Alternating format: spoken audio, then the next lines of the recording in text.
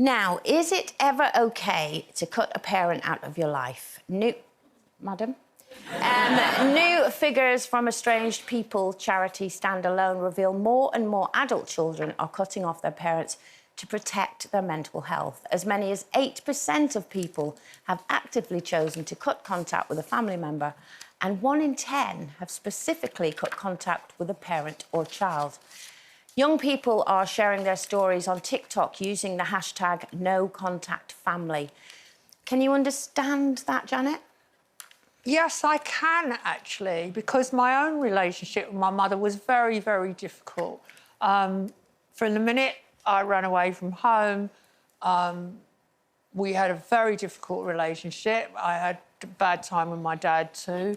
But as I started my career, they were really supportive in that they wished me well, but we didn't get on at all well. And my mother and I never really kind of bonded. I can't explain it. It's very... But having written a book about it and got a lot of feedback from other women, I think that's quite common, especially as my mum had to leave school at 14 and didn't have the opportunities I had. And I think there was an element of jealousy involved. Did you ever sit down and have a conversation with her about how you felt? We never, ever had that, because she'd get tearful and I'd get argumentative. No. So what happened, after my dad died, I would limit my chats with her to a Sunday evening phone call, and I'd call her on a Sunday evening and it followed the same pattern every week. I'd go, "Hi, Mum, how you doing?" She'd go, "Not bad. What's the weather like?" "Well, same as usual." "Have you done anything interesting?" No. It was monosyllabic. It was like mining for gold. Honestly, I just couldn't get anything out of her. And I knew that she spoke to my sister the same evening, and she was a little bit more forthcoming with my sister. But every Sunday I'd call her, but I wasn't getting anywhere. And I didn't really get anywhere with her until she was on her deathbed, and she did speak a little bit more. So you can understand why some people just have to walk away from it. Yes, and also you beat yourself up. You think, what should I do differently? Have I done anything wrong? Sometimes you just have to accept the fact that you don't get on with one or both parents and step away. And there might be a time in the future. You see, I didn't have children. That might have brought us closer together. My sister had a son. But, you know, it was tough. But, so this must be a really hard topic for you, Brenda, to understand in a way. Yeah, I don't... yeah, when you don't have parents from such an early age, I know that I used to be at school and I'd hear, you know, we'd go to the school gate and you'd hear people, like, shouting or telling their mum and dad to shut up, and I would be the one that said, "Don't say that, because you will appreciate them. You appreciate people more when they're gone." But I didn't have, in the first place, to understand and appreciate that. And so I kind of, you know, I used that as a way of how I raised my 2 children, to just be around them and give them all the love. I know if my mum and dad were alive, I would have had the love. I know that. But it's very important for my family to have that family connection and just...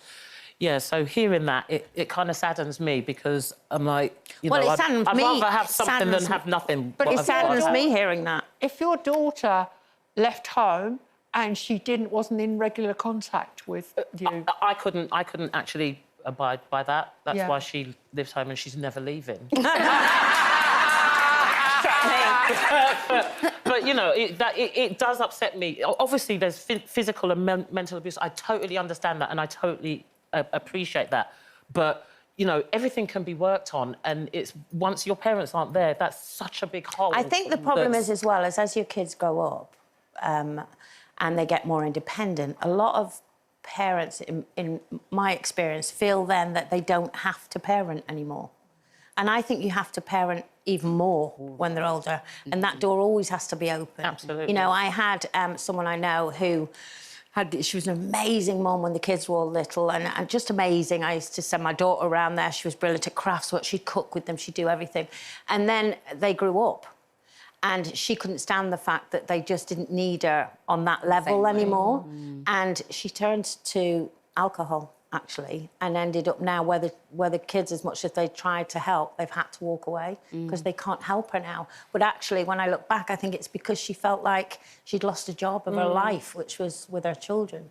And I understand with abusive parents, you'd have to walk away. Yeah. But just generally, it's so alien to me to think that my kids would go. I mean, they would with me, Mum, you're affecting my mental health. But, and I'd have to accept that. But, I mean, I would find it really difficult. Yeah.